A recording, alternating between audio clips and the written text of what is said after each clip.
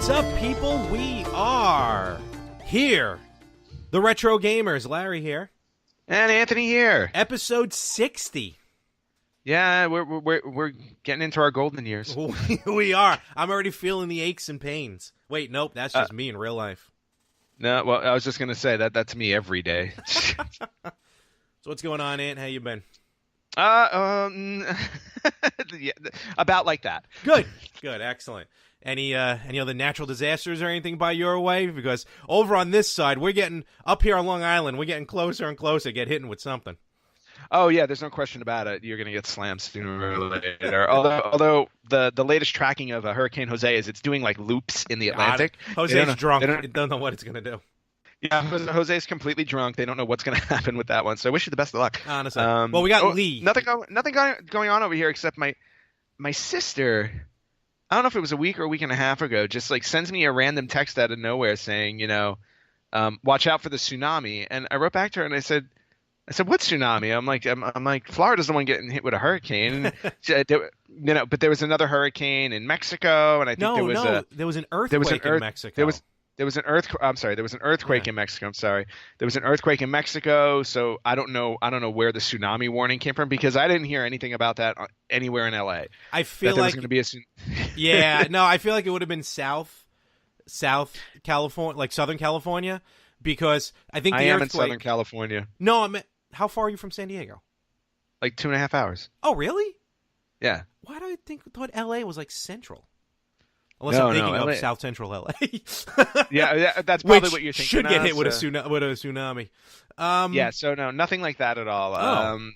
Well, yeah, I mean, basically, there was an earthquake. When there's an earthquake in the ocean, that's the word, because that's what happened in Japan. Yes. So no, and I'm totally aware of that, but like I just had no clue. She's like, "Watch out for the tsunami," and I'm like, "What?" I'm like, there was nothing on the news about it. Nothing, I mean, I read my news every day to make sure, North Korea is not bombing us yet. And, no, they're too busy teasing Japan. It's all right. No, they're going over Japan. They're trying to. I'm telling you, Kim Jong-un hates Hollywood because of what Trey Parker and Matt Smith did in South Park. Team America. What about the interview? Well, there's that one too. So he's already said he's like if he ever goes to war with the U.S., he said Los Angeles is his first target. So wait a minute. I just check the news every day to make sure that those missiles can't get that far. I'm pretty sure that Matt Stone and Trey Parker. I heard a rumor that's who I meant, Matt Stone. No, I know, but I'm saying I heard that they actually showed Team America in North Korea, and like Kim Jong Il at the time thought it was somewhat amusing. Because Kim Jong-un, people think he's a superpower, like literally have superpowers. And I like how he was like, he wants to sink Japan. I'm pretty sure he meant that literally, even though you cannot sink an island. So, well, that doesn't mean he can't try. Yeah, he sure will. But no, with the... But anyway, I'm safe. The bottom line is I'm safe here. Good. Bottom line, excellent. It's been a interesting week to say the least. And I know you've been pretty busy too. You've been getting on a bunch of deliveries and stuff like that. I want to mention. So go ahead. I was just want to ask real quick because you mentioned how you had to buy splitters and hubs and stuff like that. For your systems. Yeah. Oh, good Lord. Holy cow. So I have. All right. So I'm going to count right now because I'm staring at all of my systems that are hooked up to my living room television. So okay, ready? Everybody count with me. 1, 2, 3, 4, 5, 6, 7, 8, 9, 10, 11, 12, 13, 14, 15, 16. 16 systems currently hooked up to my main TV in my living room, and number 17 is out on loan at my friend's house. So they're normally set. Yeah, her 7-year-old really likes playing Rock Band, so they have my 360. Okay. And my friend is getting tortured with the same song every day. Oofa. So 17 systems normally hooked up to my TV in my living room, and then in my bedroom I've got the mini Famicom and the mini NES, so that's 19. And then the 20th, which I haven't hooked. The 20th, which I haven't hooked up to the TV, is my Atari 2600 because I think that's a little bit more complicated. Probably. Because it used to plug into the RF switch. Oh yeah, which yeah, went yeah, from, yeah. game to TV. And these TVs don't do that. No. So I mean, I they have can, to get but it'll look terrible. yeah, exactly. So, but I do have like one of those. My friend Rich, in St. Louis, gave me the little Atari 2600 that has the games built into it that you can hook up to the TV. Oh, okay, yeah, yeah, yeah. So like I have that one, All right, and cool. then so anyway, so getting back to the switches, because I have one other system, but we're going to talk about it in a minute. Getting back to the switches, so I went on Amazon. I picked up a 5HD switcher. Okay. Switch. Yeah, and it's called yeah. It's called the Husali, 2 H's for some reason, HHUSALI, Husali Intelligent 5-port HDMI. All right. It hooks up 5 HDMIs, which is great. Yep. Yeah, hence the name. So, and works really, really well. Good. However, you were saying one of the issues with all these ports was that they always default to a certain port based on how much power. Exactly. Like it's automatic switching. Running. Yeah. Yeah. So, because I've had that problem. I've had HDMI switches, but in the middle of a game, it'll switch to something else. Yeah. So this one doesn't do that. Well, it does it, but it doesn't do it like that. Like right now, that the port automatically switches to 1 when you're done. Okay. It goes back to 1, and right now I have nothing plugged into HDMI 1. Well, it's one thing to default, but as long as you're playing and then it doesn't switch while it's playing, that's what... Oh, no. Like that's my concern. No. I turned on a system. Well, I didn't play that long, but I just turned it on to test it, and it seemed fine. Yeah. So, but it does default to 1. But the cool thing about it is that it comes with a remote control.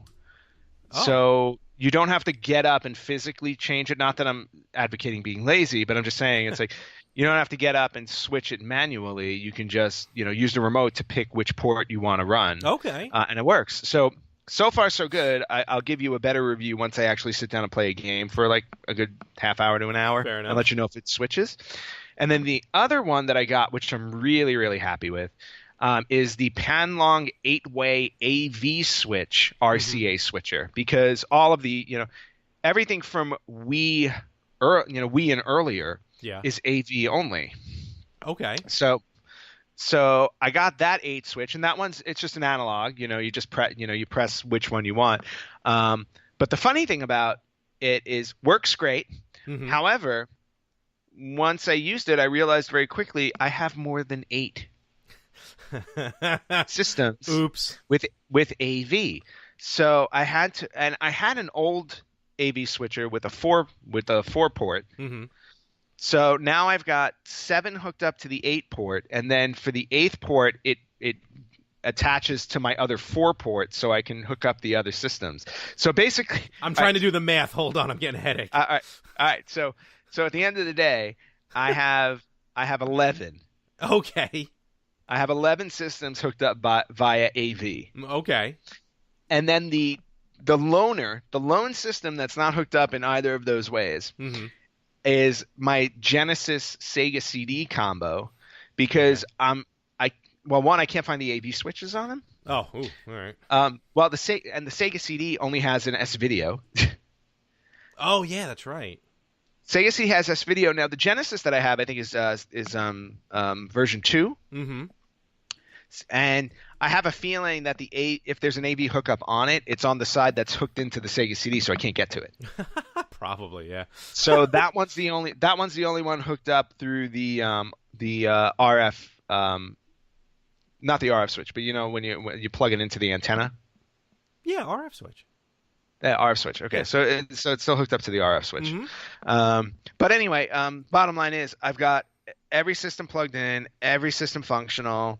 Including my Wii U, which Nintendo very, very nicely returned to me in working order. Very good, very after good. The black screen of death, and for a pseudo reasonable price of $120. Okay, well, cheaper than a new one. Yeah, the new ones are still going for $2. Really? Yeah, well, I mean, I don't think the Switch. I mean, the Switch has been out for like what, 6-7 months now. 6 months. March. Yeah. Yeah, it's been out for 6 months now. I think in another 6 months the prices on them are just going to plummet. But Probably, as of right yeah. now, they're still holding. Mm-hmm. So so rather than buying a Wii U, I sent it back, got it fixed, working fine now, which I'm happy with. Good. Yep, and apparently I haven't checked, but they said they transferred all my data over, which I hope is true. Because I want to finish Super Mario 3D Land. Mm-hmm. Oh yeah. Or 3D World. So the Switches, very nice, very happy. I will recommend them once I use them for more than 10 minutes. Okay. Awesome. All right, good. I'm glad to hear about all that. Yep. And you said you had a unless I missed it, you said you have another thing to hook up to your television or something like that? Oh yeah, no. So this is part of my other story because a month ago when I came to you and we went to the Long Island Retro Gaming Expo, that wasn't the only reason why I came back to New York. What? I am hurt. I am distraught. Yeah, I'm thinking about ending the show. That's fine with me. We can stop right now. But anyway, so tear. So I came back to New York, one to do the Retro Gaming Expo, two for my nephew's birthday. Okay. And three. I like that. Two is the nephew's birthday. Well, I mean, I can't come back for every birthday. I have four nieces and nephews. I mean, my gosh. I can only get on a plane so many times, and most of those are for work. So I also came back to New York in August because I wanted to ship the rest of my stuff that I left in New York 2 years ago to LA. Okay. And in some cases, things I left in New York 10 years ago when I first moved to LA. Oh my God, really? Yeah. Oh, yeah. I had stuff. I left stuff in 2006 that was still there. Okay. Thanks, Mom. It was all intact too, which I was both surprised and happy about. So nice. Yes. So I rented one of those pods. Mm-hmm. Loaded up the pod with all of my stuff because it was actually pretty much a lot of stuff. Yeah, I can imagine. I remember the stuff you had. That was a lot. Yeah, not to mention this, the fact that stuff also included everything from LA when I moved from LA to New York 3 years ago to work at WWE. Yeah. I had to pack all that stuff and ship it. So all the stuff from LA that went back to New York had to come back to LA, plus all the stuff from 10 years ago. So it was a lot of stuff. It's all home now. Yes, it's all home. I'm a very happy camper. I have all my stuff. And yesterday I opened all the bins, all the boxes. I turned my house into a war zone to figure out what I had and how the hell I should find places for it. Oh boy! Good thing you were recording a movie, so that way everything was already probably spacious for you to put everything in, temporary storage. Yes, and because when I filmed the movie last weekend, like my house was already destroyed, so I figured destroy it a little more. It's no big deal. And one of the bins that came back with me that I was looking forward to was my Commodore 64. Nice. So I knew I left that back in New York because it was a big, heavy bin, and I'm like, okay, there's no way I'm going to get this back to get to LA. So mom had that for 10 years. Probably trying to figure out what it was. Oh no, she never looked at any of it. Trust me, there were things that I found that I know she never looked at. She looked in these bins. So anyway, and the Commodore 64 was actually it wasn't mine originally. It was given to me by a friend. Okay. Who you met at the expo, my friend Christine. Oh, okay, yeah. Yeah. So she gave it to me a long time ago because she was just gonna toss it. She didn't have any. She was like, I'm gonna get rid of it. Do you want it? And at the time, it's not that we were. I was thinking, 10 years from now, I'm gonna do a retro gaming podcast, but or be a collector. But like I've always been a collector in general. I get that from my dad. So I'm like, okay. Mm-hmm. I was like, just give it to me and I'll hang on to it. Yeah. So got that, and then I opened it up. So I opened up the bin yesterday because I'm like, oh, cool. I was like, it's something I can talk about on the podcast. Pulling out the old Commodore 64 and looking at the stuff in there, and I was like, okay. So I was really surprised with some of the things that I found in there. Really? So and I wanted to share with you and all of our listeners. Oh. So but the first thing I want to share, which I thought was awesome, was there was a box in there called PC Protection. Okay. And I'm like, all right, so my first thought was, what are you protecting? Like an old virus protector? No, it says prevent costly system failures, unnecessary repairs, and loss of files. Oh. So it was more about like just files crashing. Okay, yeah, because there was no internet back then. So. Yeah, because the Commodore 64 had an internet. In fact, it was the first internet I ever used. Really? Or it was the first online set. It was called the Q-Link, the Quantum Link. Okay, interesting. And I remember using. I only used it once because I used it with my friend at the time, and my friend Paul. And this was like, God, I think I was in like 6th or 7th grade. And we hooked it up to the phone and we logged online. But then like once you got online, I mean, because Commodore 64 was all like text. Yeah. So it was like, oh, you have connected to to Q-Link, and then you're just sitting there. And I'm like, what next? What? Yeah, it's like, what do we do now? And that was pretty much the end of it. So anyway, I found this PC protection thing. But the reason why I bring it up to you is not for the box, because I have the box for PC Protect, but it's for the instruction booklet. Okay. Of PC protection, and I just want to show you this awesome photo on the front of this instruction booklet. Wow. Because talk about living in the 80s. That's just screaming 1980s. Look at these people. So, I mean, we'll put a picture of it, but I will post photos on Tuesday when the show drops for sure. But why even have the ladder? And there's people standing under the ladder. but look, they're all very happy people whose PC has been protected. I don't know, their files are safe. That one guy on the bottom there, next to the guy in the glasses and the perv mustache, he doesn't look too happy. No, I think I think he's sitting next to the guy with the glasses and the perv mustache. Well, no, see, I think he's going for that the model look, where it's like that little, like, give a little bit of like that blue steel. And... back it up a little bit. Back it up, because I love how they set up a ladder for other people to be in the picture, but really there's no need for it because and the ladder just goes straight out of frame too. And not only that, but the logo, like when you first held it up from afar, it almost looked like a cast photo of Beverly Hills 90210, the way that logo looks.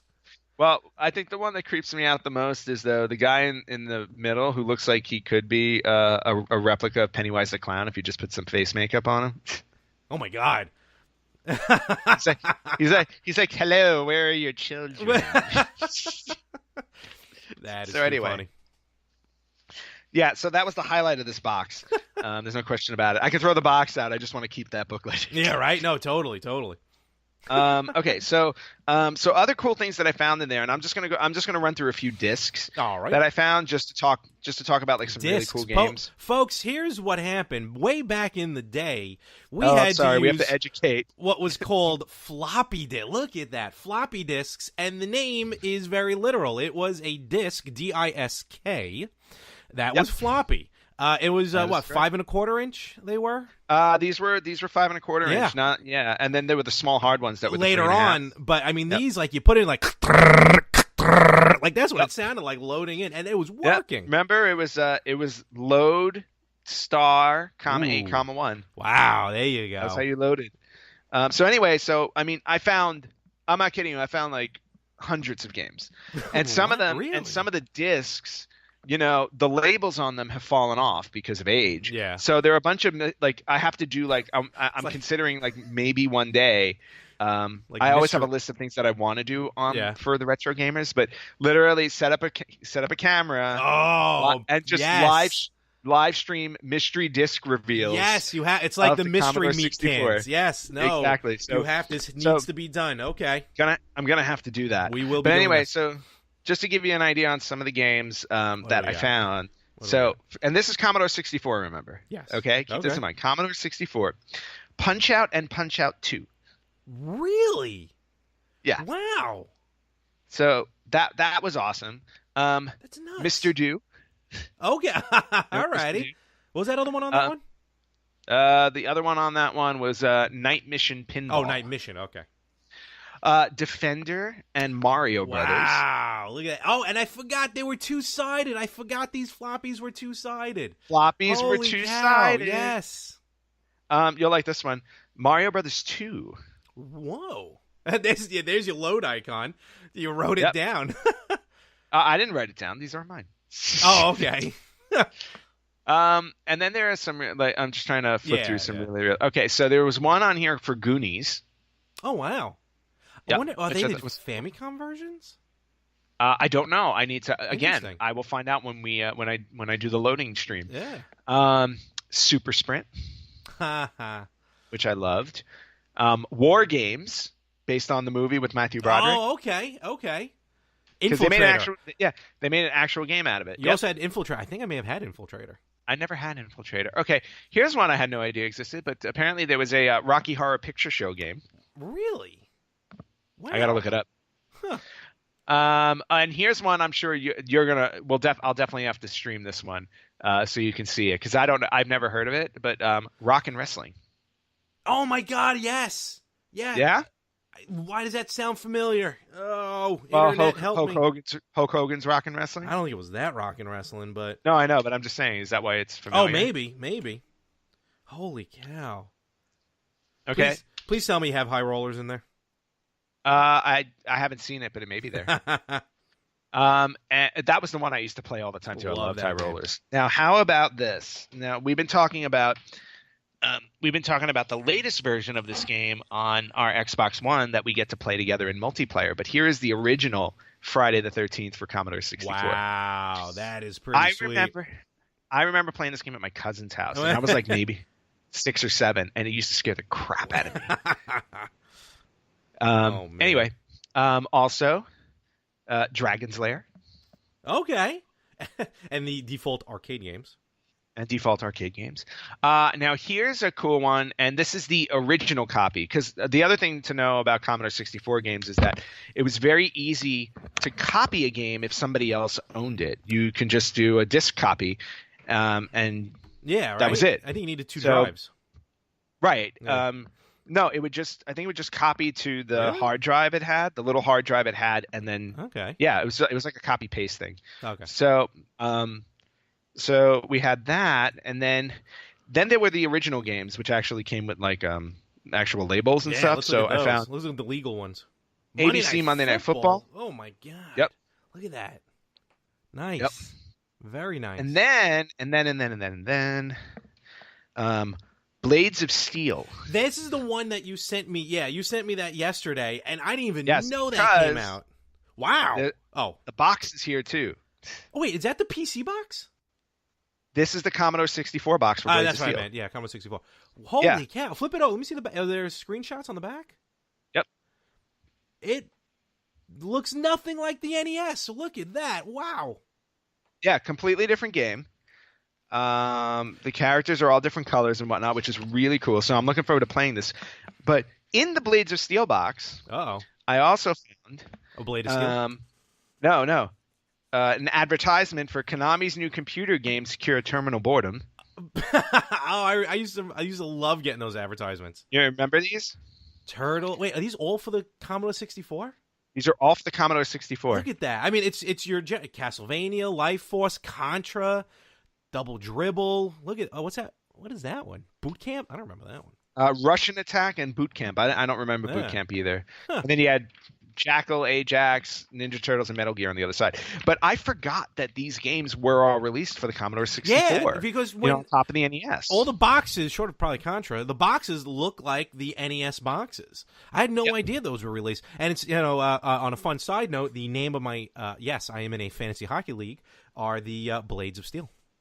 Oh, very nice. Now, here's another cool thing. I also found, well, not only that, I got the instruction booklet for Blades of Steel. Wow, nice. Great condition, which is very cool. Yeah, that's very pristine. Yep. Did a good job. And also the artwork inside. Oh, that is absolutely terrifying. Okay.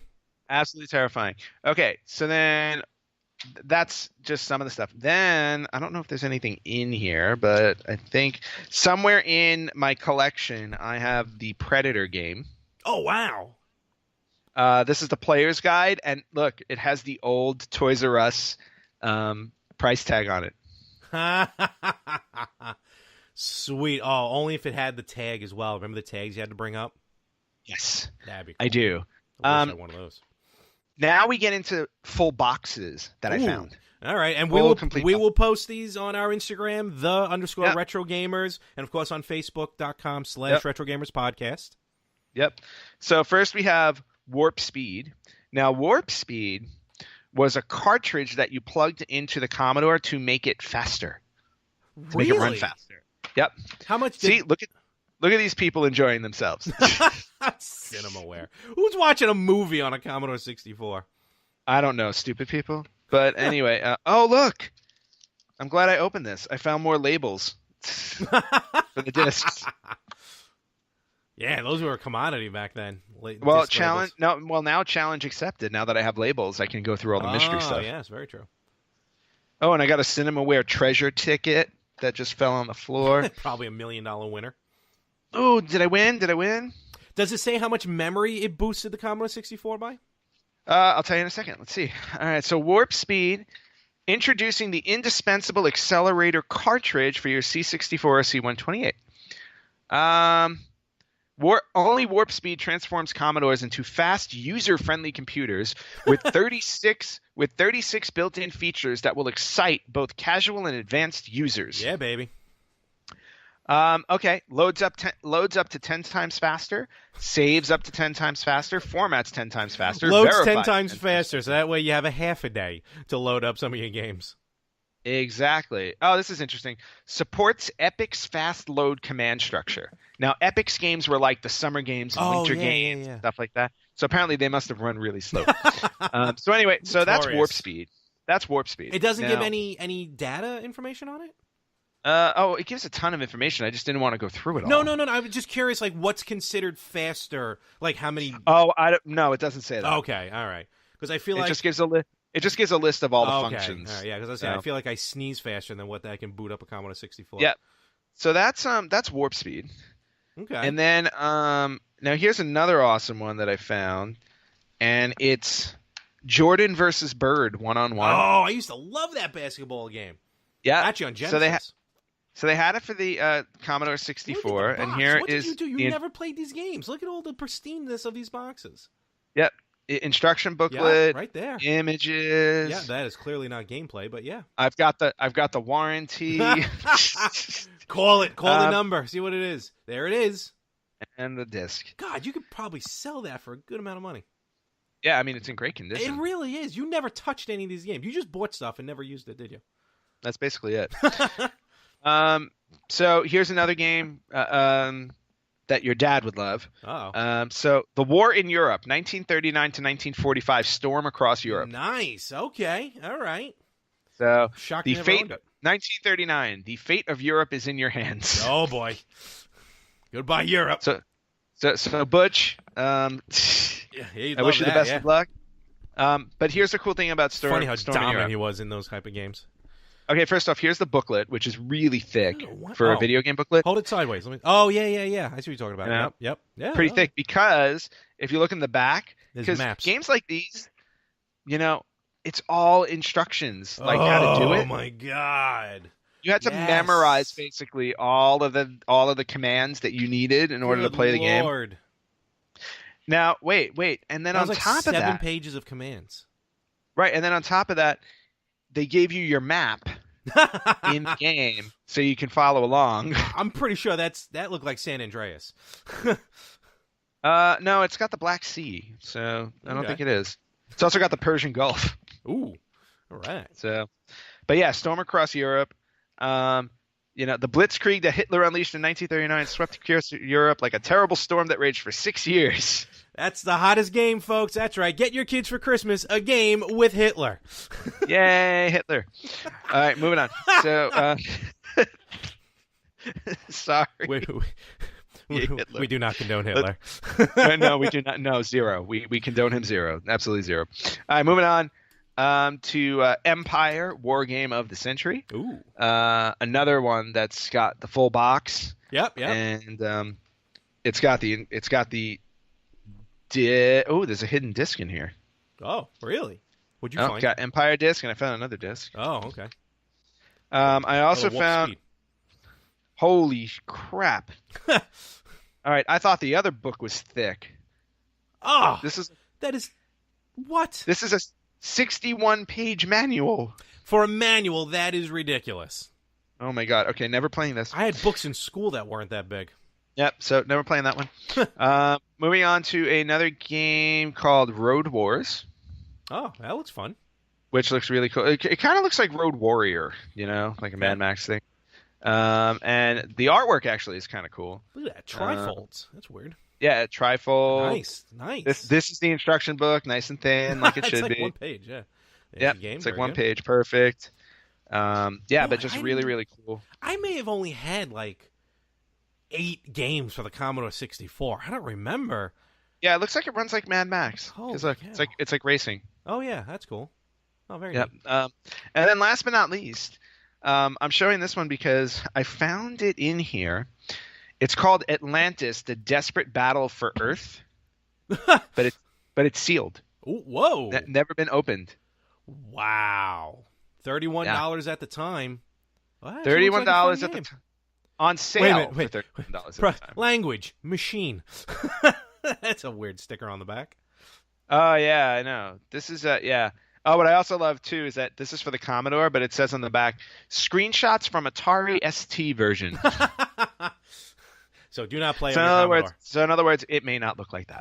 No. So anyway, those are the boxed ones. And then the other cool thing, I don't know if you remember this, but like some games came out on cartridge for the Commodore 64. There was a cartridge slot. That's where like the Warp Speed cartridge gets plugged into. But there were actual game cartridges on the back that plugged in. Okay. So I found Choplifter. Oh God, yes, I do remember those. Yep. Oh wow. It almost looks like an Atari cartridge. It almost looks like an Atari cartridge. And I found Pac-Man. Oh, that is awesome. 1983 Pac-Man by Atari, which means it's that Atari Pac-Man. Oh, all right. Well, still awesome that you have it. Yep.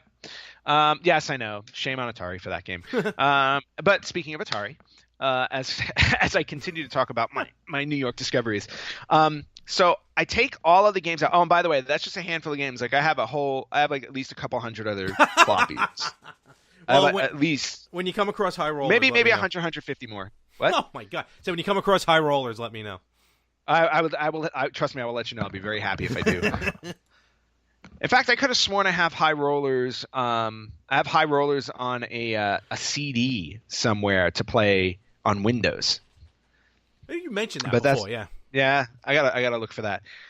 So anyway, so I take everything out of the bin, right? And I'm like, okay, I was like, there are way more games in here than I remember because, like, I'm picking up the boxes and stuff, and it's only like I'm only halfway through the bin, and I'm like, okay, I was like, and the Commodore is like kind of flush up against the sideways, and I'm like, well, what's in here? What's underneath these? Because I don't remember having that much. So then I get all the discs out, and I find a box of Atari 2600 games that I forgot that I had, and then underneath that, another Atari 2600. I have 2 Atari 2600 systems now. That's awesome. That's a great discovery. Yeah. No, it was such a great surprise. I completely forgot. And not only was it like games, but like it wasn't even a few games. It's a box. Oh my God. Of games. That is a full shoebox of games. Yeah, there's a whole shoebox of games in here. And we're talking like, okay, so first off, and we talked about this last week, 2 weeks ago, the very first ever superhero video game, Superman from 1979. Yes. But and there were duplicates in here. Like there were 2 copies of Asteroids, 3 copies of Asteroids, two copies of Defender. There's 2 copies of Missile Command. Why do you have multiple copies of so many games? I'm telling you, these are things that people gave me. Oh, okay. Like people are like, I'm getting rid of my, like, this is also from somebody I know who was like, I'm getting rid of my Atari. Do you want it? Sure. You know? You getting rid of your second Atari? No. Oh. Is it what kind of condition was the second Atari in? They're in great condition. I mean, they look awesome. Nice. So, no, yeah, I mean, I'm looking at it. Pardon me for asking. I know. It looks brand new. So, all the regular games that you know of are here. And then there are some not so regular games that I don't remember, like Gunslinger. Sounds familiar. Demons to Diamonds. Ooh, okay. Which I don't remember, but the artwork's cool. Oh, yeah, it looks like, wow, look at that.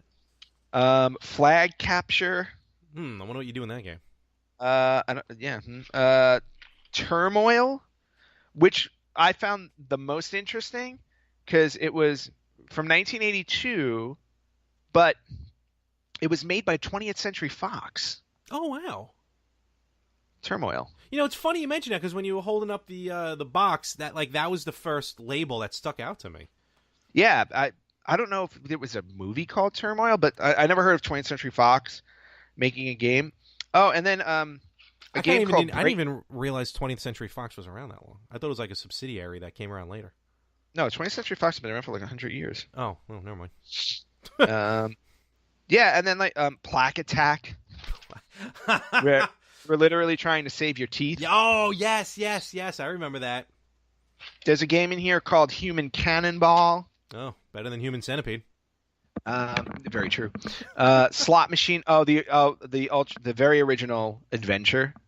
Oh, nice. I mean, that's a great game too. I know you were joking about the title, but fantastic Love game. This game. And then like Space Invaders. Oh, of course.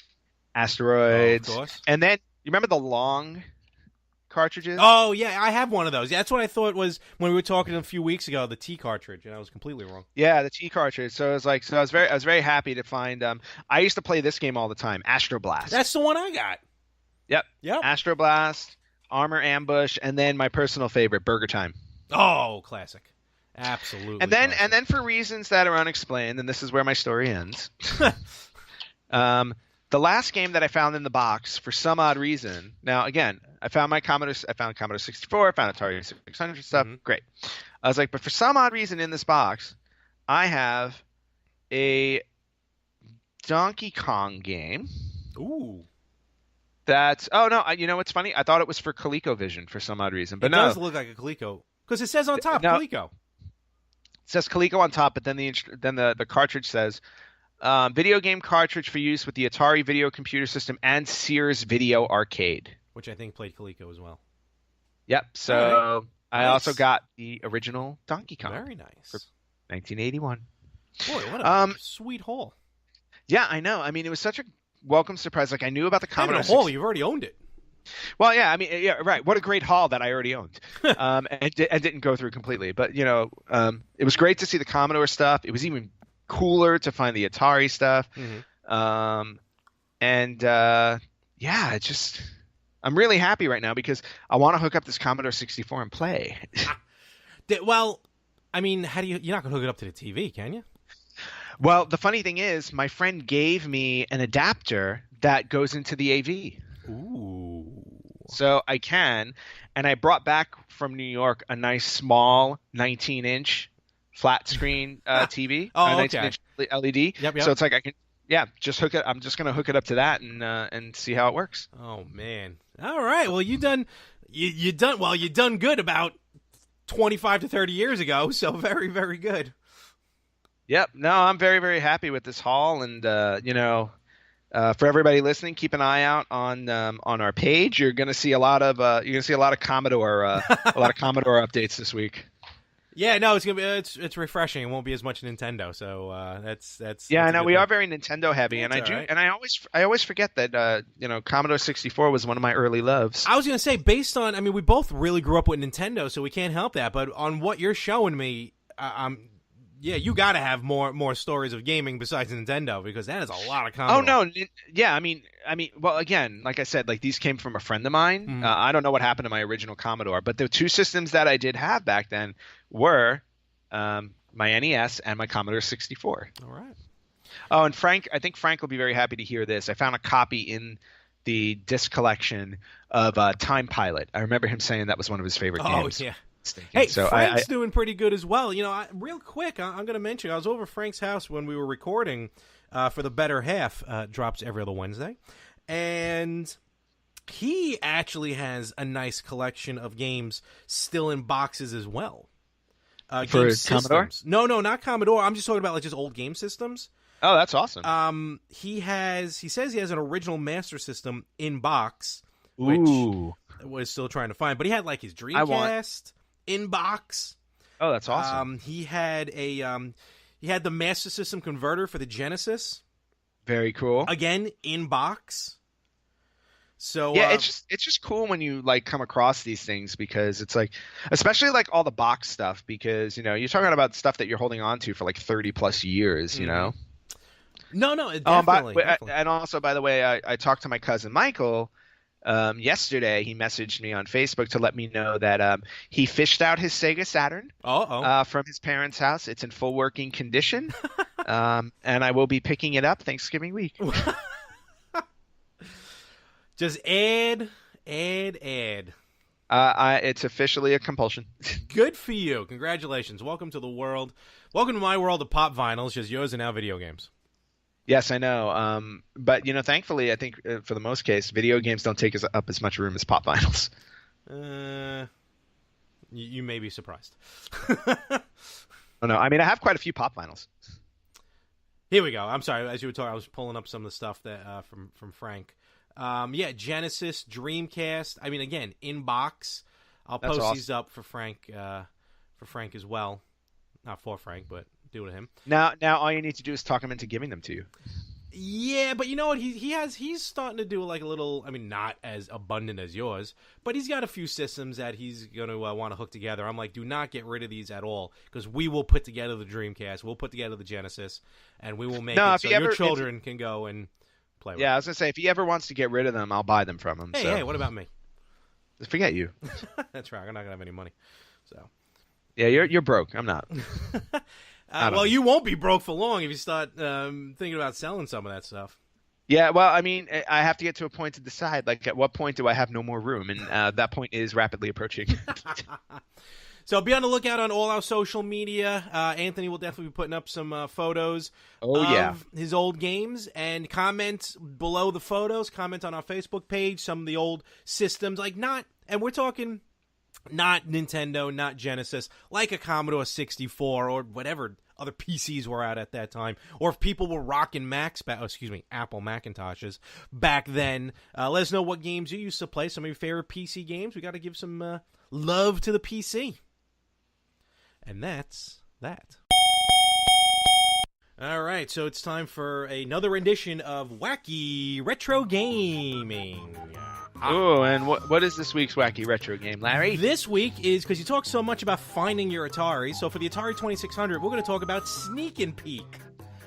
Boy. Sounds like a game like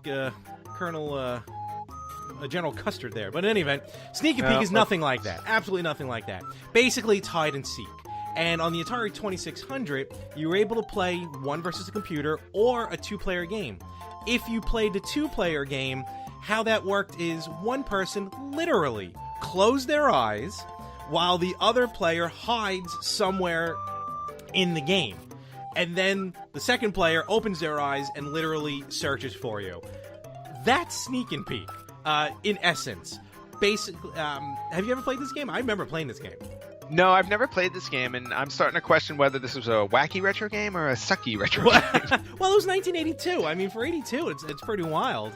Yeah, but of all the games to try and put together, you're going to put together a hide and seek video game? Why not? It was not much to think about back then.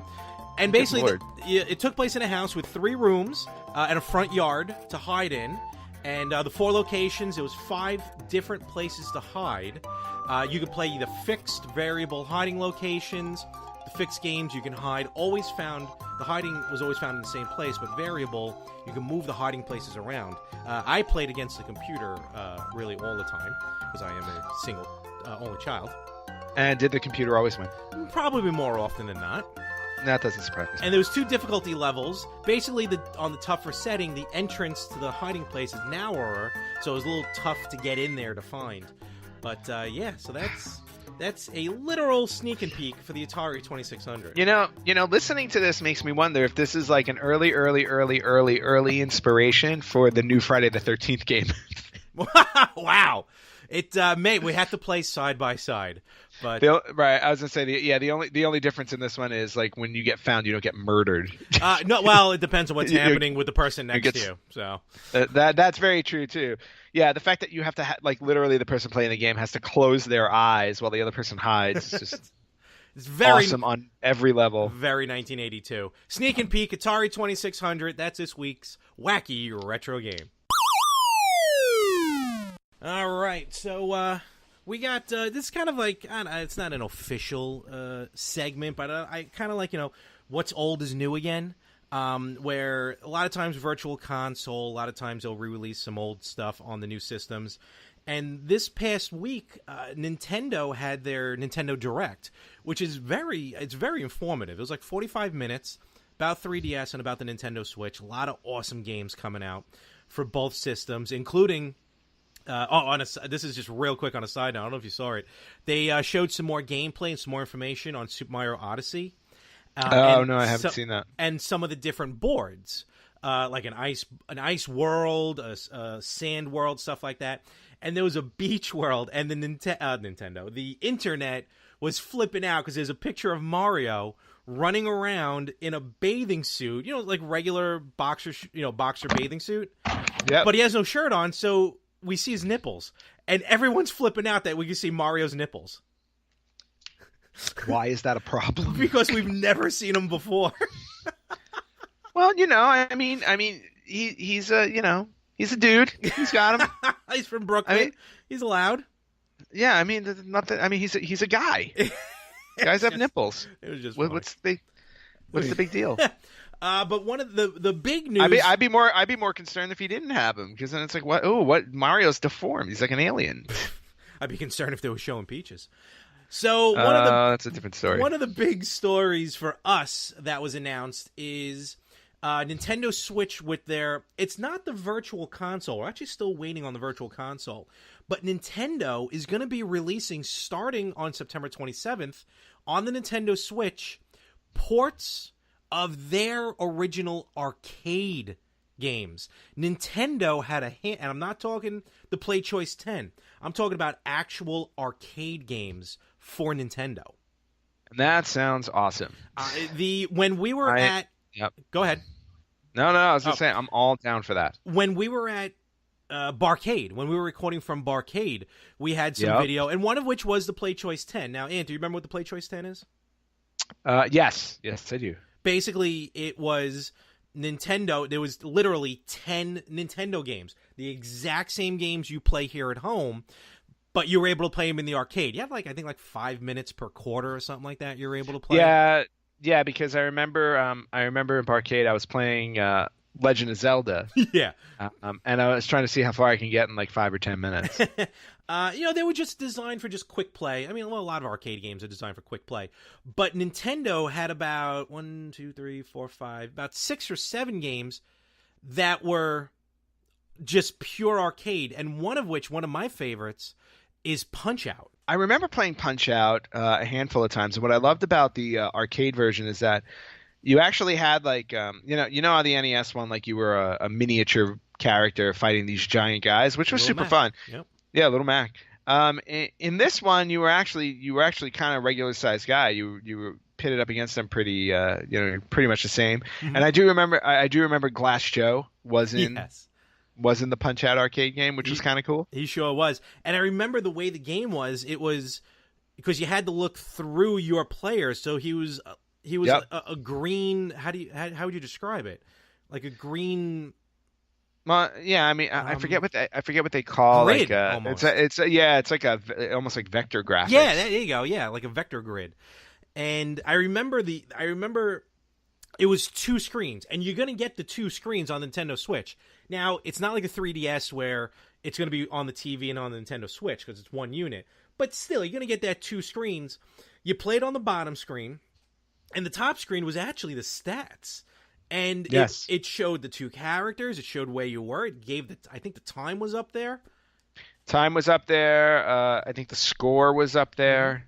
And do you remember on the cabinet there was that it was like a special punch button? I think it was your super punch button. It looked like a buzzer in a game show. Oh yeah, that was awesome. So the games that are going to be coming out on this retro, Nintendo Switch arcade archives are going to be the following. So the one coming out September 27th, the original, of course, this is the first game that's coming out, Mario Brothers. Super fun, really awesome. I know you're not a fan of the original I Mario Brothers game. do not like it whatsoever, but it's still a classic. I'm not denying the classicness of the game. Yep. And then now the rest are to be announced, so I don't know if they're going to release them monthly or something along those lines. We talked Punch-Out. That's going to be coming out. Awesome. And then there was a series of Versus games, which were standalone arcade games. Do you remember the Versus series? Maybe one of them you may remember. Yeah, I remember one or two, Okay. And one of them is probably the first one we're going to mention right here, which was a balloon fight. Versus Balloon Fight. Yep, that one was awesome because I loved that NES game too, which was great. It was a good NES. That's another one that's been ported about 100 times. Yep, and it's still fun. No, certainly. Another one, Versus Clu Clu Land. This one should be interesting. Now, Clu Clu Land, I didn't even realize that was an arcade game. I remember, because I had and I have still the NES game, and my sister and I, when we were kids, we would rent that game from the video store like crazy. Well, I don't know why. I mean, it was like a cool little puzzle kind of game. No, definitely. And remember, a lot of these games, it was more, they were a Nintendo game, and then they were kind of released as arcade. So it kind of went the other way. It went the other way with that. So, and with Clu Clu Land here, it's because some of them are just kind of straight the same. But a game like Clu Clu Land had a little bit of a difference in the arcade version. The arcade version, which this one will be, contained twice as many puzzles, a new boss, different themes, and a few adjusted game features. Well, I guess I will be buying this when it comes out on the Switch console. And a fun note, if you end up going back to Japan, a version of this was released as the last game for the Famicom Disk System. Wow. Called Clu Clu Land, Welcome to New Clu Clu Land. Okay, I need to get my hands on that. See, I got to start making a list of games and, Famicom games. And apparently, if I'm reading this right, you were able to unlock this very game on the GameCube version of Animal Crossing? Really? I'm just reading that right now. I'm gonna have to look into that. Wow! And not only that, it was the NES and the Famicom Disk System version. Yeah. So you got the regular and the sequel. I'm going to quote Wikipedia, which is kind of weird because this means you're just quoting just someone off the street. Both the NES and the Family Computer Disk System versions are unlockable in the GameCube title Animal Crossing, while the latter was retitled Clu Clu Land D outside Japan. That's interesting. All right, so I know I'm buying Animal Crossing today just to figure out how to. I gotta figure out how to do that. Some other games in the Versus system, the Versus catalog, Versus Ice Climber. Now I remember playing that one as well. Oh, really? That one I don't remember. Oh yeah, no, I remember playing that in the arcade and always losing my mind.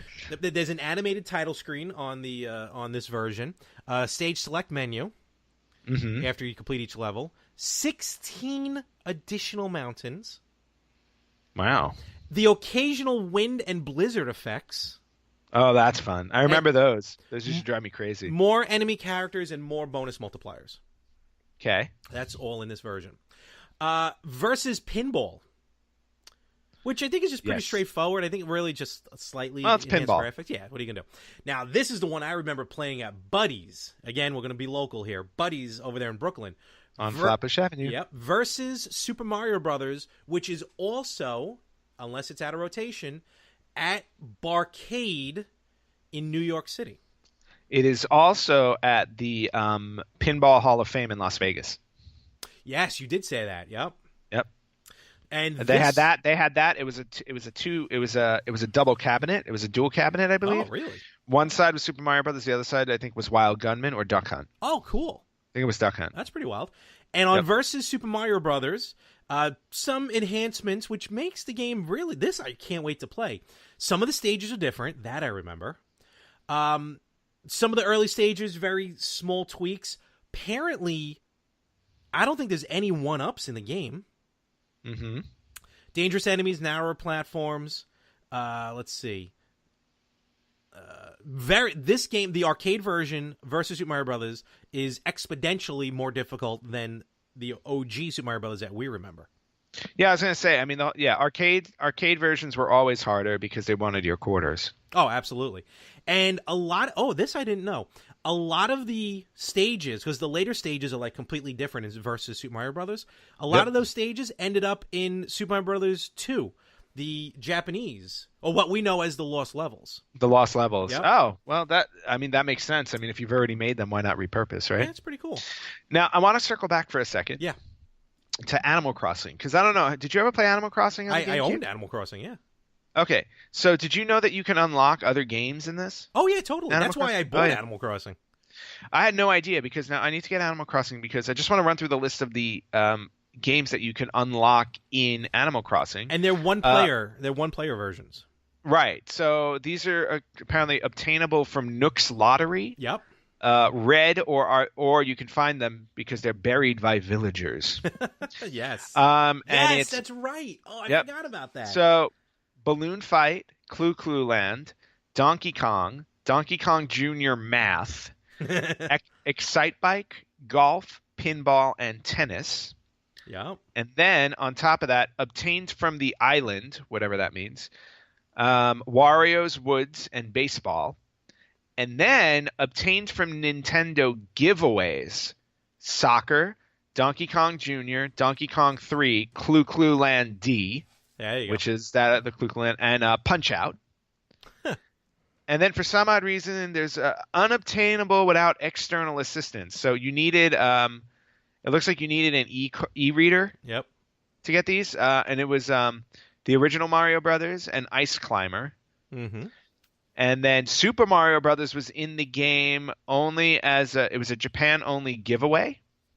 Oh, wow. Or it says here you can use a cheating device to unlock it. And the same thing for Legend of Zelda. Cheating device would unlock it. I didn't know Zelda was in it. Wow. Yep. But there's some type of cheating or code you need to do it with. So I wonder, though, like, if I bought Animal Crossing today, I would buy it because I want to play Clue Clue Land D. But you can't, because they were initially unavailable. However, Nintendo of America and Nintendo of Europe later released codes that could be used in the game to unlock them. Well, I wonder if it's just a general code that you can get online. Probably. I got to imagine.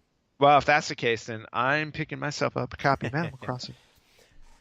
With these arcade games, it's pretty interesting because they're all listed under what's called arcade archives. Now, I've seen and you may have seen as well, and people listening to the show, arcade archives on the PlayStation 4, which I thought was just PlayStation's, like, their title for arcade games that you can buy on the PlayStation Shop. Right. But apparently, no, this is like a whole brand, and the publisher is what's called Hamster Corporation, and they've published a ton of arcade ports, more of which than I realize. I mean, we're looking at the list here. Bubble Bobble, I'm just naming a few. Bubble Bobble, City Connection, Contra, and trust me, if you ever played the arcade version of Contra, it is completely different than the NES version. Oh, yeah, 100% different. Double Dragon, Elevator Action. I'm just naming a few of the ones that I like. That's pointing out to me. Gradius, Matt Mania, Exciting Hour. That's a wrestling one. Wow. Rygar. Rygar. I loved Rygar. Solomon's Key. One of my favorites. One of our favorites, definitely. And then there's a whole list of Neo Geo games that this company put out. Wow. A lot of which are exclusive to the Switch. Which is kind of awesome, because the Switch needs a little third-party love, and we know how Nintendo loves to dip into the retro pocket. Oh, absolutely, they're doing good with it. Yep. So grabbing the Neo Geo library is actually pretty clever, because I know it's going to be on PS4 and Xbox One too, but they do, to your point, they do have some exclusive to the Switch, which is kind of cool. They do. Like, one that I have downloaded and I play is so much fun. It's a game called Blazing Star. It's a side-scrolling shooter that is. I mean, it's Japan. We'll talk about it. Maybe we'll talk about it next week. Japan just has so many. Their love of whether side-scrolling or vertical shooters. There are a ton of games, but this Blazing Star, it's like maybe $7. If you get a chance, download it on the Switch. It's a really fun game. I will download it on the Switch as soon as I finish playing Zelda. All right. Well, that's how that works. Oh, I'm 6 months in. Yep, 6 months in and still playing Breath of the Wild. I really should pick that up and play it. No, don't. Now I'm telling people not to because you might get sucked in like me. Well, that's what you're supposed to do.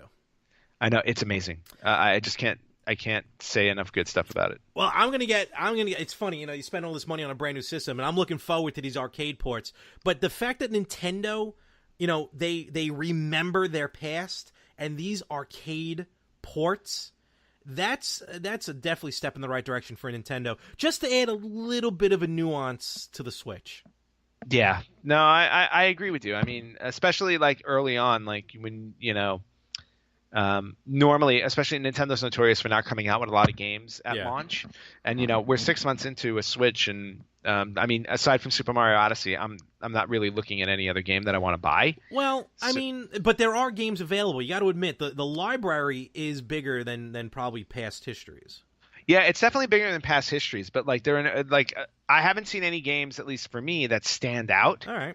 For me to run out and purchase, and again, it's just me. No, but fair enough. Yeah, but like aside from Mario, so it's nice to see the availability of some older stuff that like would tap into my nostalgia, and make me purchase those. And that reminds me, Super Mario Odyssey releases October 27th. Well, happy birthday to me. That's what I figured. I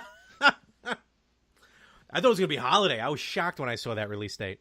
Nope, that works for me. I think WWE 2K18 comes out that day too, and that's also coming out on the Switch. I might just get it on the Switch just for the hell of it.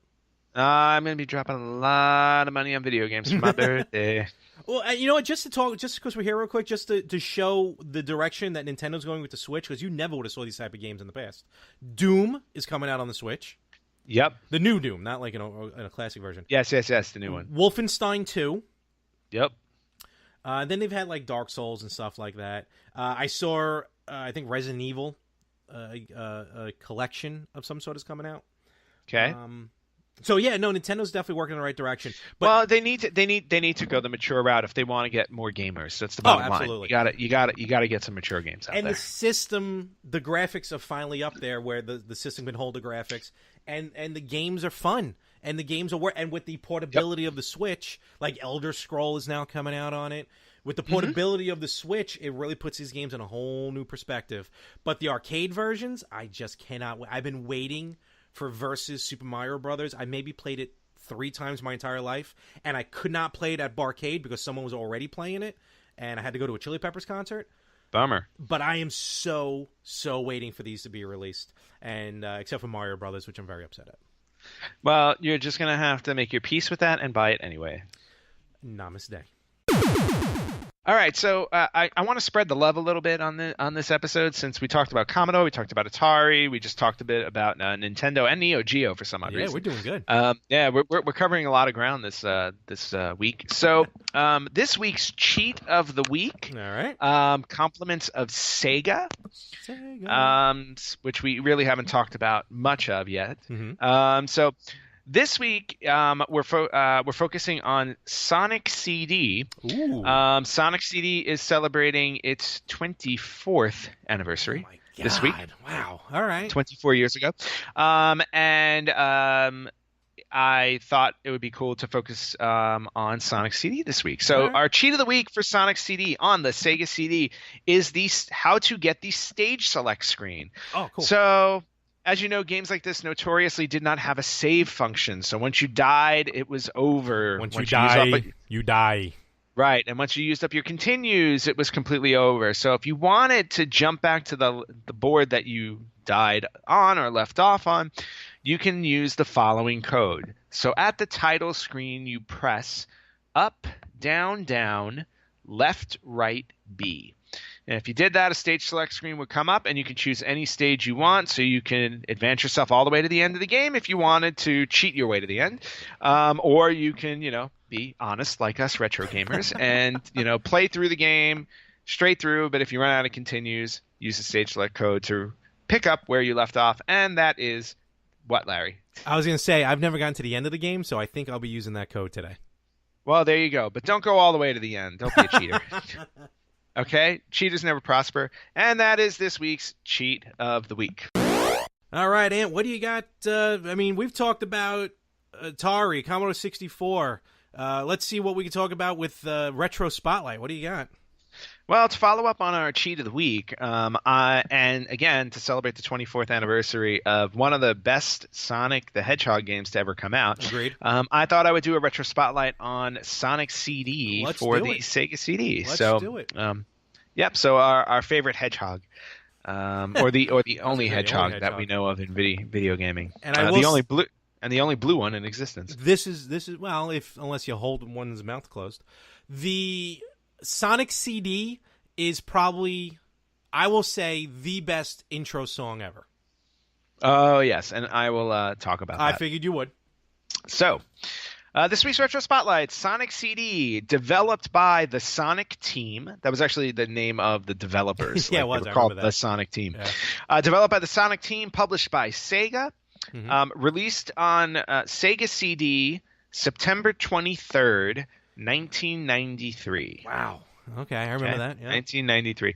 Now, since it was released on Sega CD, since its original release, it was also released on Windows, Android, PlayStation 2, GameCube, PlayStation 3, Xbox 360, iOS, Windows Phone, Apple TV, and Ouya. Oh my God, the Ouya! Do you remember that thing? Nope. Oh, I don't even know if it's still around, the Ouya.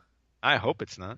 Holy cow! That's a terrible name. Yeah, no, it was a rough one. I think it was like an Android base for the television or something. It may have been Steam, but in any event, I probably own about 5 of those versions you just listed, maybe 6. There you go. You are the perfect market for these games. Well, the one on iOS was free, I think. I own one of these versions. No, let me guess. And it's the original on Sega CD. Very nice. All right, so if you haven't played Sonic CD, you really should. But just to give you just a brief backstory to it. So the story follows Sonic the Hedgehog as he attempts to save an extraterrestrial body called Little Planet from Dr. Robotnik, while making rounds with his robotic doppelganger, Metal Sonic. Yeah. So Metal Sonic was one of his nemesis in the game. And Metal Sonic has kidnapped Amy Rose, Sonic's little girlfriend hedgehog. So gameplay very similar in this game. It was a side scroller, and you run through you run through the levels, you collect rings that help you defeat the robots and everything. However, the bonus to this game, which was what really made this game awesome, was that Sonic CD introduced time travel. It sure did. It sure did, and I still don't know how to use it. Yep, and it was a key aspect to the story and gameplay, because what happened was when you traveled through time, you were able to access different versions of the stages you were on. So they would have alternate layouts, different music, and graphics based on the time period. Yeah. So basically, you were able to move between 4 different variants of each zone. So each level, you were in the present, you could go to the past, or you can go to the future. But when you went to the future, there were 2 versions of the future. There was a good future and a bad future. Okay. And when you would travel to the future, it would initially start out bad, and based on what you did in that zone, you can turn the bad future into the good future. While you're in the future zone? See, this is what confused me about the time travel. Well, I can understand you getting confused with time travel. Listen, I have my own theories on time travel, but I knew you were able to change the future. Doc Brown's theories don't count. No, I got my own. You know what? Real quick comment, though. How you get to the past and the present, the past and the future, I thought was very cool and very Back to the Future-like. Yes, it actually was. It was the speed. The speed, it was how fast you went hitting and you had to hit. Yeah, you hit a certain speed, and then there was a bar or something that got you there. Certain speed, and you had to maintain that speed. Yep. So that was pretty cool. But I never knew all how to without play a around. flux capacitor or a DeLorean. Well, I don't even want to know where his flux capacitor was. So I didn't know how to manipulate the future. That was the only thing I really could never do in the game. Well, you can look it up online. I will. Moving on. So the development of Sonic CD actually began after the original Sonic the Hedgehog was completed, because as we all know, the first Sonic game was ridiculously successful, and put the Sega Genesis on the map. Mm-hmm. So the game was originally conceived as an enhanced port of Sonic the Hedgehog 2. It was basically going to be, they were enhancing Sonic the Hedgehog 2 for the Sega CD. Mm-hmm. But what happened was Sonic 2 had lower than expected sales in Japan. Really? And as a result of that, they decided to spin off Sonic CD just as a completely separate game. I didn't realize that about the sales of Sonic 2. Yep. Wow. Interesting. So, the game marks the debut of Amy Rose. This was Amy Rose's first Sonic game. Yep. It was also the first Sonic game for Metal Sonic. Yep. And then because of the storage space available on the CD, Sonic CD was also the first Sonic game to include cutscenes. Yes. That were produced by Toei Animation. That opening scene, I can remember that right now. It was just gorgeous to watch back then as it is now. Yep. To a point you made earlier, there were 2 soundtracks for the game. There was one for Japan, Europe, and Australia, and then there was one for North America. Now, in Japan, there were 2 original songs performed in the Japanese version. One was called "Sonic, You Can Do Anything," which then, for some odd reason, adopted the unofficial title called "Toot Toot Sonic Warrior." Oh, you gotta love these translations sometimes. I know. It was actually originally written for Sonic the Hedgehog 2, but then based on what I said, they decided to port it over to Sonic CD. Okay. And then the second song in the Japanese version was called "Cosmic Eternity, Believe in Yourself." All right. Sure. Now, in the North American version of the game, there was only one song. Yep. And it was called Sonic Boom. Love that song. It's in my head. Sonic Boom, Sonic Boom, Sonic Boom. What did I tell you about singing on our podcast? Anyway, Sonic Boom was performed by a female ensemble called Pastiche. That was an ensemble. It was an ensemble. It was 3 women. Oh, wow. Sandy Cressman, Jenny Meltzer, and Becky West. All right. If I'm not mistaken, I think they all actually worked at Sega. Oh, really? I'm not. Don't quote me on that. That was it's a guess. But the names sound familiar to me, which is because I feel like I read their names in the Console Wars book. Oh, okay. and maybe it's just because there was a part in the Console Wars book where they talked about this. So they may not have worked there. But anyway, so the name of the trio was Pastiche. Okay. In 1994, an official soundtrack album called Sonic the Hedgehog Boom, the music from Sonic CD and Sonic Spinball was released. Music from Sonic Spinball? Yep. So, yeah, there was music in that. I remember it, but... Yep.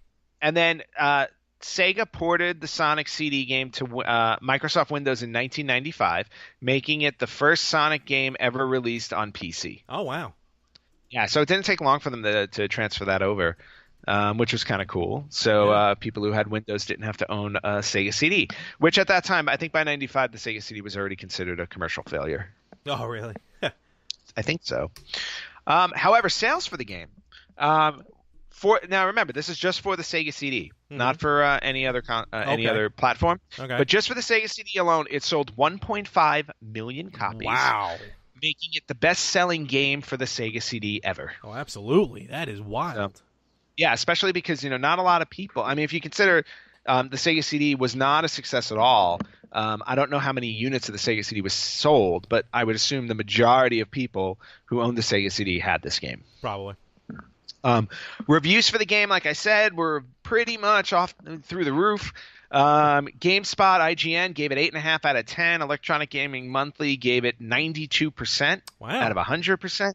And those, the lowest rating it got was 8.5 out of 10. Okay. Everybody gave it, ridiculous reviews. Some notable awards that it received.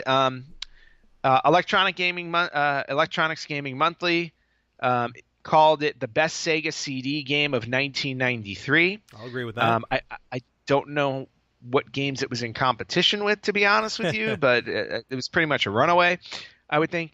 GamePro in 2009 listed Sonic CD 12th on the top 20 best platformer games. Really? Yep. Because the game is just that awesome. Oh, absolutely. Agreed. 2013, it was rated Windows Phone Game of the Year. Okay. So those are just some of the awards. And then some quick hits for you on the game. The story from Sonic CD with the time travel and Amy Rose getting kidnapped and all that stuff, that story was actually adapted in Archie Comics' Sonic the Hedgehog comic book series. Oh, really? You can actually read it in comic book form. The game's animated sequences were included as bonuses in the compilation Sonic Jam. Mm-hmm. And Sonic Boom, the song, was reused as one of Sonic's themes in Super Smash Bros. Brawl in 2008. Really? Yep. Oh, wow. Okay. That's cool. Yep. A couple more things. To celebrate the Sonic series' 20th anniversary in 2011, because Sonic the Hedgehog debuted in 91, Sega released Sonic Generations, a game that actually remade aspects of various past games from the franchise. That was a fun game. I have that on PlayStation. And there's a reimagined version of the boss battle against Metal Sonic in that game. Oh, really? Sonic CD. Yep. And then last but not least, for anybody who picked up the recently released Sonic Mania, Sonic Mania features updated version of Sonic CD's Metallic Madness and Stardust Speedway levels. Okay, I'm not there yet, but I'm getting there. And the Stardust Speedway level includes a boss battle against Metal Sonic. There you go. And that is this week's Retro Spotlight. Happy 24th anniversary Sonic CD. Reading through that again just reminded me on how awesome that game is, and it makes me just want to go back and play it now. Sonic Boom, Sonic Boom, Sonic Boom. Stop it. All right, what do we got this week for Retro Records?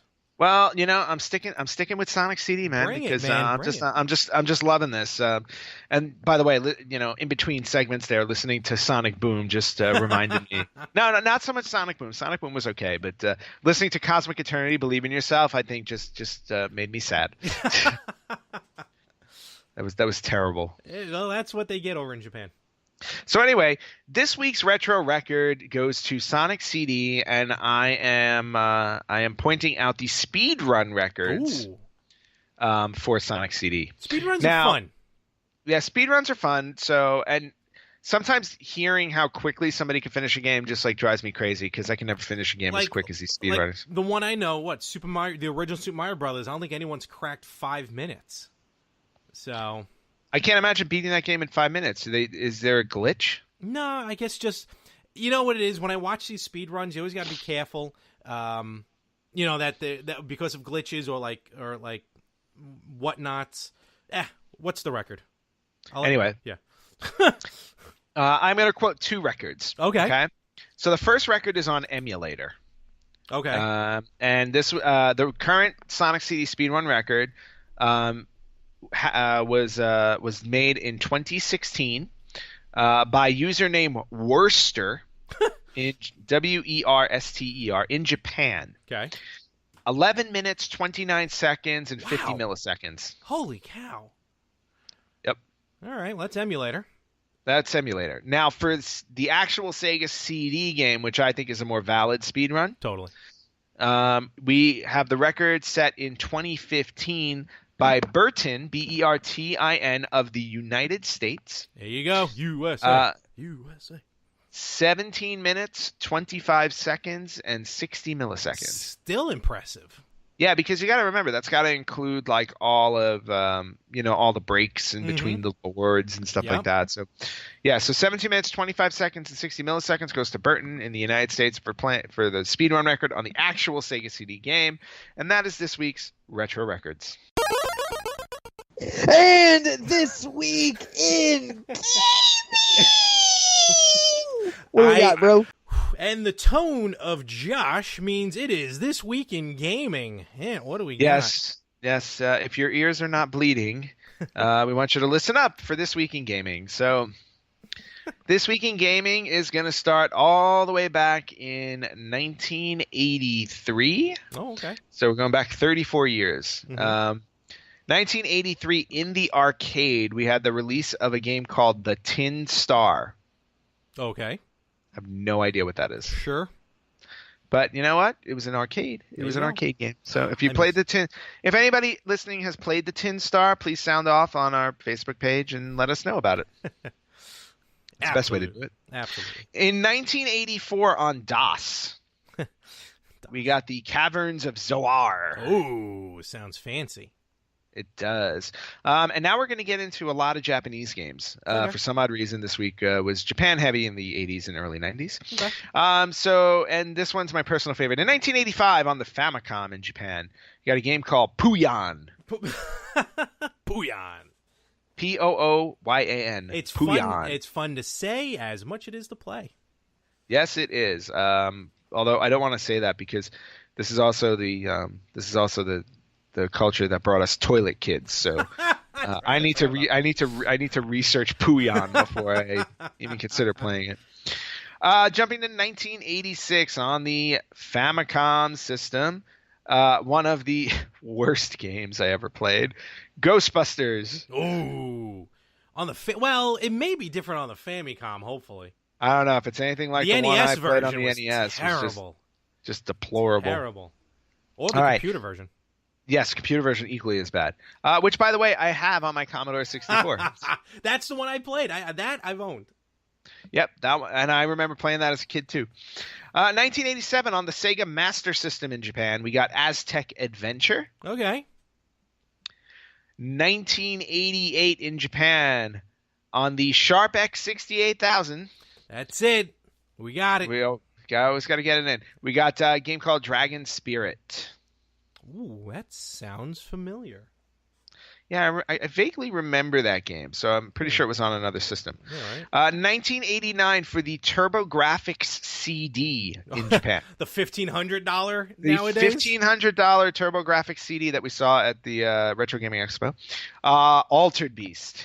Oh, nice. Really? On CD? Oh, man. On CD. So I wonder if it had, like, more audio and music and stuff. Probably. I bet that would be cool to see. All right, 1990 on the Game Boy in Japan, we got DuckTales. Oh, great version of the game. Okay, I was going to ask if you ever played the. It won many awards. It's almost as good as the NES version. Same style of gameplay. Yeah, absolutely. But different levels and stuff. It may be almost an exact port. There may be little differences. Okay. Good to know. Oh yeah. Moving on to 1991, on the Famicom in Japan, we got Mario Open Golf. Oh, okay. Yeah, I remember that. Yep, Mario Golf. 1992, on the TurboGrafx CD, again in Japan. Wow. I like the title of this game because it sounds kind of cool. Exile, Wicked Phenomenon. Ooh, fancy. Boogity, boogity, boogity, boogity. Exactly. I want to play that in October. 1993, if you've been paying attention to this episode at all, on the Sega CD in Japan, we got Sonic CD. It's the first time you mentioned it all day. How dare you? I have not brought it up before this very moment. Unbelievable. Who's listening to this as shuffle? I don't know. Josh, maybe. 1994, on the Sega CD again in Japan, Star Wars Rebel Assault. That game was awesome. That was a phenomenal game. In fact, I think I bought it at the Retro Gaming Expo. I know I bought it. I just don't remember from where. I think it was there. Okay. So, maybe. Yep. 1995 on the Sega Genesis in Japan, we got The Ooze. Do you remember that game? I do remember that game. Yeah.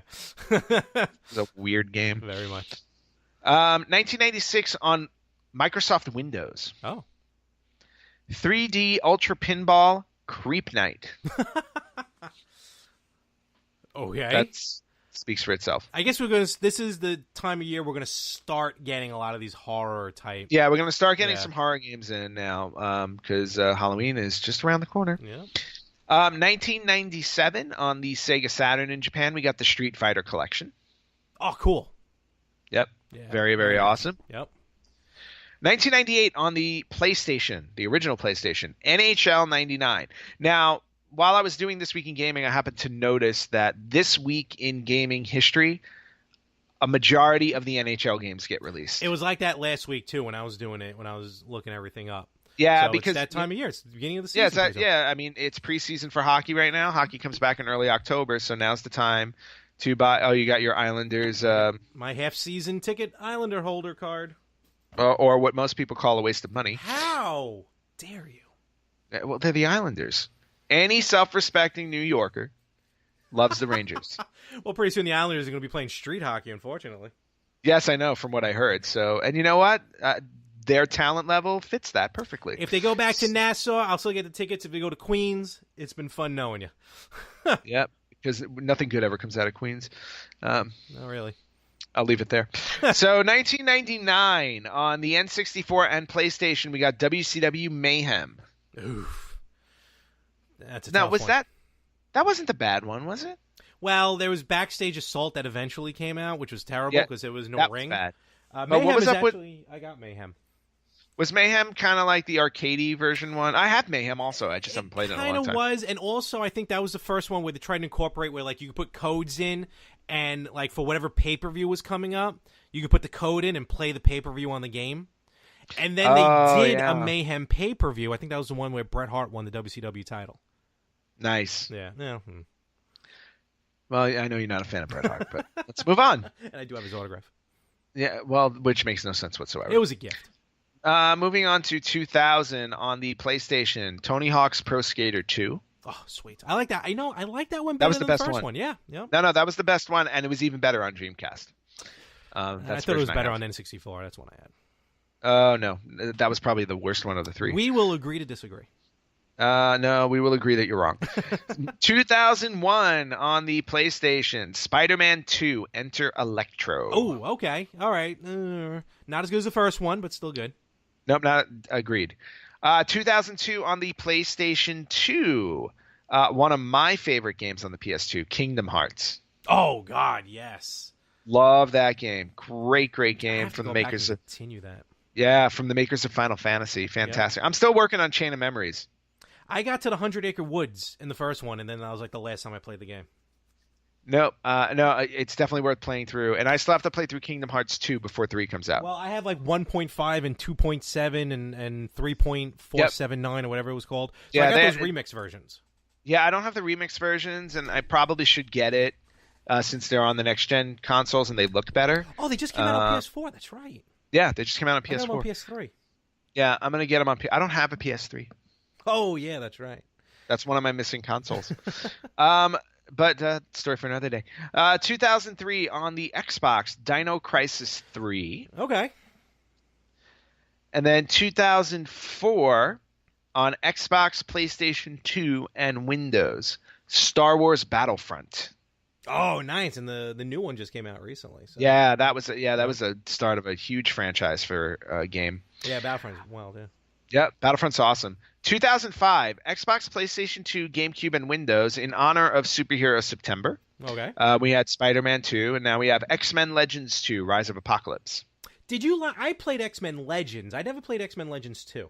Well, X-Men Legends actually came out exactly 1 year ago in 2004. I just thought Star Wars Battlefront was cooler. I don't blame you. But X-Men Legends absolutely loved. Legends 2 I thought was just as good. I just never finished it. Okay. What I liked about Legends 2 is you were able to play as the villains because they team up with the X-Men to take on Apocalypse. Oh, wow. All right. Yeah, so you get to a certain point in the game where they team up with you, and then you can choose them, and it's really cool. Oh, that's cool. Yep, awesome. And to close out this week in gaming, 2006 on the Nintendo DS and the Game Boy Advance, Pokemon Mystery Dungeon Blue Rescue Team. That's just a lot to say. It is, and I don't know what makes that any different from any other Pokemon, except that it's got a really long title. Mystery Dungeon. They're getting a little wacky with that. Like, they got 2 new Pokemon games coming out, Sun and Moon, and then Ultra Sun and Ultra Moon. It's getting, it's cool if you have the 2 versions, but I don't know where they were going with Mystery Dungeon, to be honest with you. Good game, though. I heard good stuff about it. All right, cool. And that's This Week in Gaming. All right, that was a good one. And so you're gonna keep yourself busy there, getting everything in order as you catalog all the games that you got. Oh yeah, I'm just gonna have a full list of games that I own, hopefully soon. And before I forget, I want to give a shout out to one of our diehard listeners, Charlie. Yes. Who completed his very first game on the Mini Famicom today. I saw that. It's impressive. Or last night. Yeah, today I think. Impressive because the tiny controller is on that Mini Famicom. Because the system, everything, he completed Metroid, right? Yep. And he did it under 2 hours because he unlocked Samus stripping down. Yep, he got the full female Samus. Good for you, Charlie. Congratulations. I like how he pointed out that it's still dangling from the television.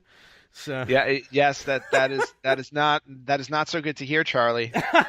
I traveled 6,500 miles to get that for you. I still owe him a 10-foot HDMI cable. That's all right. Well, you send it in the mail.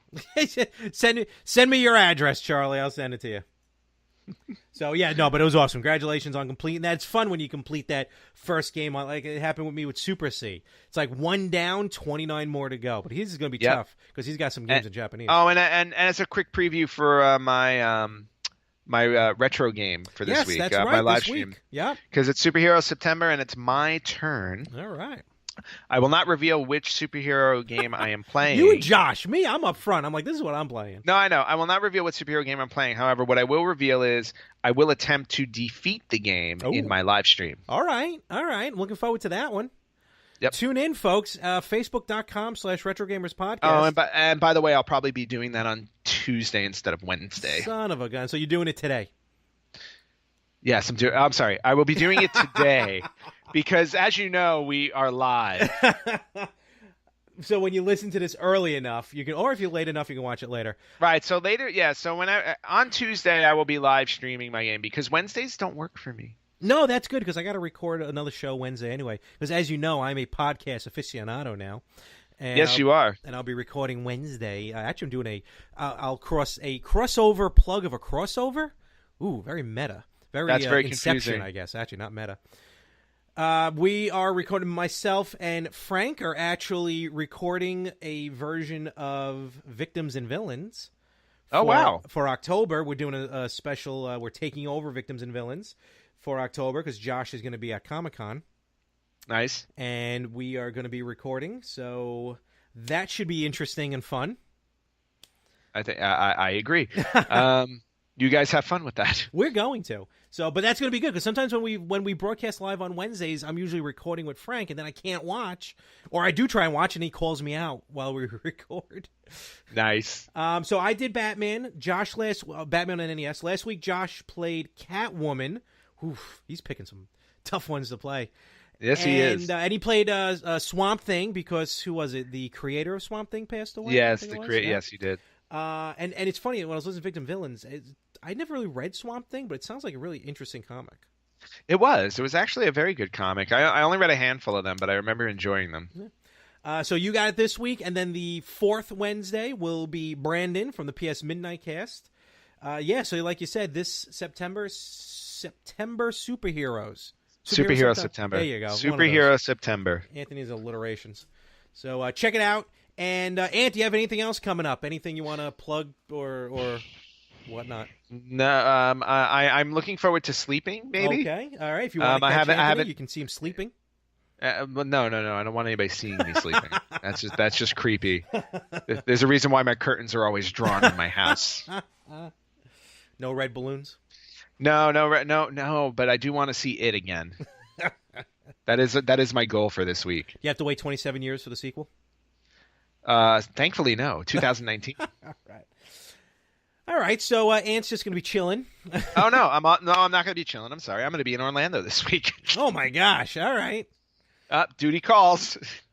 Well, good luck down there for what of his left. What about you? What do you got going on this week with the More of the Same Network? Yes, you're listening to the More of the Same Network. Actually, later on today, which should be dropping this Thursday, there will be a new podcast on the More of the Same Network. It is yet to be titled, but myself and Anthony Chu, who you remember I did the interview with a few months ago at this point. I was going to say, I hope you weren't saying if I remember him. I remember him very well. Oh, we remember. We'll never be able to forget him. So me and Ann are going to be doing a new podcast. We'll bring that, so check it out for Thursday. I'll post on the Retro Gamers. I can't wait to hear. September 30th, I will be live in Mechuckin, New Jersey. I will be actually working a professional wrestling show. I will be at the return of Pro Wrestling Syndicate and Refuse to Lose, Saturday night, September 30th, Mechuckin, New Jersey. Get your tickets now. They're all $20. First and second row are already sold out. Raven's going to be there, MVP, Teddy Hart, Vader. Wow. Yeah, it's going to be... Bummer I'm not going to be there for it. It's going to be a wild show. I'll be doing some of the interviews in the backstage, so that's going to be fun. Yep, but September 30th is also the Legend of Zelda Symphony. Oh, so that's what you'll be doing on the West Coast. And I will be attending that, and we'll give a review the following week on our podcast. And other than that, yesterday I went to a ridiculous wrestling show, but I'll talk about that on the Pro Slam World podcast. So you'll hear about all that. And then, of course, I got the better half of myself and Frank. And other than that, find me everywhere at More365, MOHR365.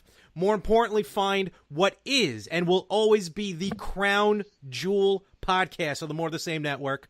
Find the Retro Gamers at Facebook.com/Retro Gamers Podcast. Instagram at _Retro Gamers, and of course, theretrogamers.com. This will always be the A show. Don't you worry about it. Well, because I'm on it, it has to be. It's also the longest running. I was just going to say, it's the longest running, and it's in my contract. We are the A show. I got to stop with these ridiculous contracts. You, Chu, Frank, it's ridiculous. By the way, I'm still waiting for a royalty check. Yeah, well, next time don't sign a contract that's on a cocktail napkin. Well, we were having cocktails. And with that, everyone, enjoy your week, and thank you for listening to the Retro Gamers.